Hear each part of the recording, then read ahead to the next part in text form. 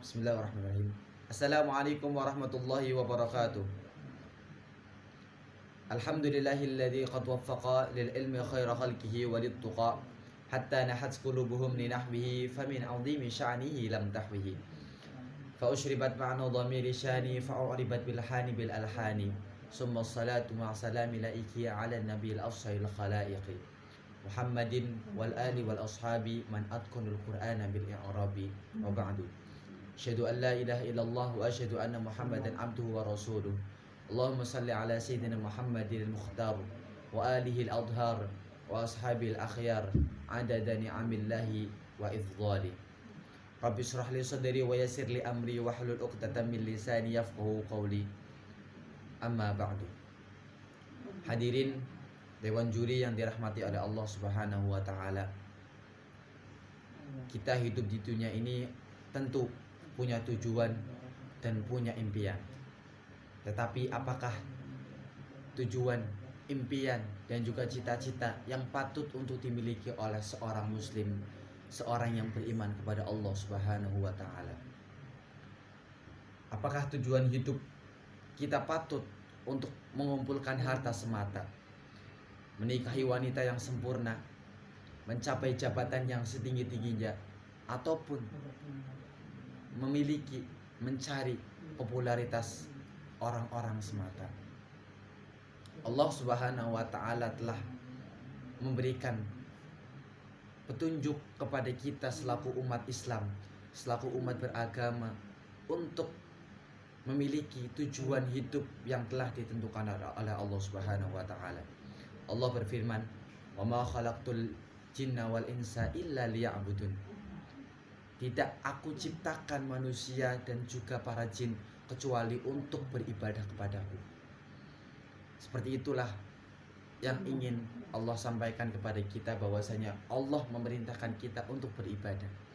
Lalu ibadah seperti apakah yang harusnya kita lakukan agar sesuai dengan apa yang Allah inginkan? Ibadah yang Allah inginkan itu sangat banyak sekali, termasuk juga takwa. Bertakwa kepada Allah Subhanahu wa taala, menjalankan semua perintahnya dan meninggalkan apa yang telah dilarang olehnya.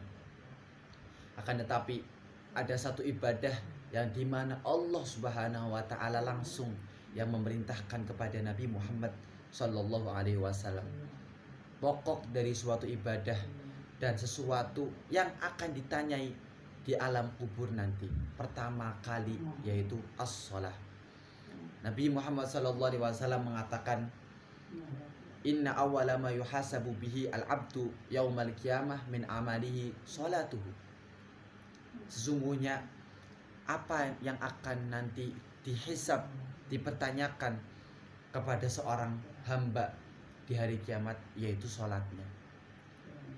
Oleh karena itu kita tahu arti bahwasanya sholat adalah suatu hal yang sangat urgen, yang sangat penting di sisi Allah Subhanahu wa taala.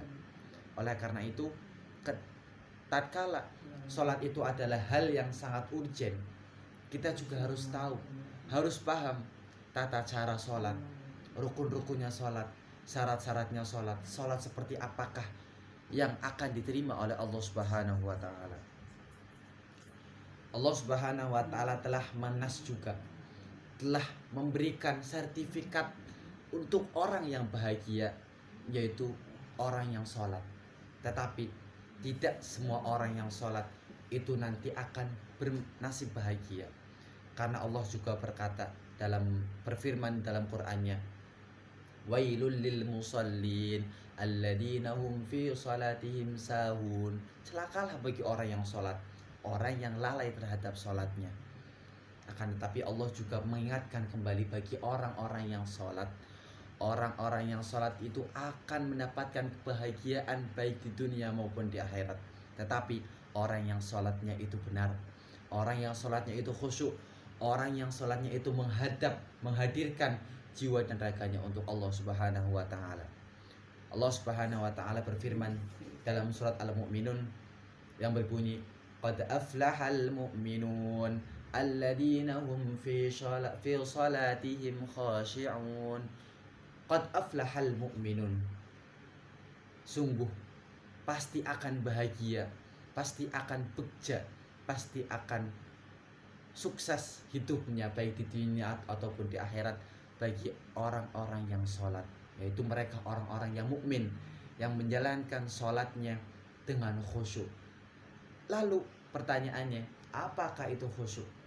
Apakah yang kita tahu tentang khusyuk itu sudah benar? Di sini dalam sarah kitab Arba'in Nawawi, Imam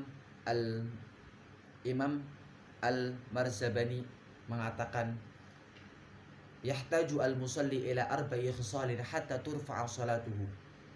Seyogyanya bagi orang yang sholat itu memiliki 4 perkara yang harus dipegang dan harus selalu untuk dijalankan dalam sholatnya hingga sholatnya itu dapat diterima oleh Allah Subhanahu wa ta'ala.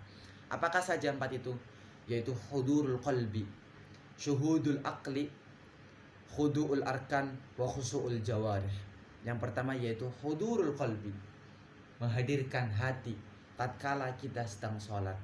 Ketika kita memulai sholat kita dengan takbiratul ihram, Allahu Akbar, apakah yang ada di hati kita itu semata-mata Allah Subhanahu wa ta'ala, ataukah urusan dunia, urusan wanita, urusan jabatan dan lain-lainnya, itu yang ada di hati kita. Itulah hudurul qalbi, syarat yang pertama. Kemudian yang kedua yaitu syuhudul aqli, menghadirkan, mendatangkan pikiran kita untuk mentadaburi arti apa yang kita baca dalam sholat kita. Apakah ketika kita sholat akal kita itu hanya untuk Allah, ataukah akal kita itu untuk selain Allah, untuk hadun nafsi, untuk keinginan duniawinya kita. Padahal padahal waktu sholat kita itu jauh lebih singkat, jauh lebih sebentar ketimbang waktu yang kita habiskan untuk urusan dunia. Itu saja ketika kita sholat masih memikirkan urusan-urusan duniawi. Na'udzubillahi min dzalik. Kemudian yang ketiga yaitu wa khudu'ul arkan, tenang dalam setiap rukun-rukun sholat yang kita jalani. Ruku' kita, sujud kita, i'tidal kita, tasyahud kita, apakah sudah tenang ataukah masih merasa ingin cepat-cepat selesai? Itulah orang yang khudu, yang tenang dalam melakukan arkan-arkannya sholat. Kemudian khusyu'ul jawarih, orang-orang yang khusyuk, yang tenang, yang khusyuk, yang tentram di dalam anggota badannya. Maka Imam Al-Marzabani ini mengatakan, barang siapa orang yang tidak menghadirkan 4 perkara ini, tidak menghadirkan hudurul qalbi, syuhudul aqli, hudurul arkan, dan khusyu'ul jawarih, ini tidak diterima oleh Allah Subhanahu wa ta'ala sholatnya.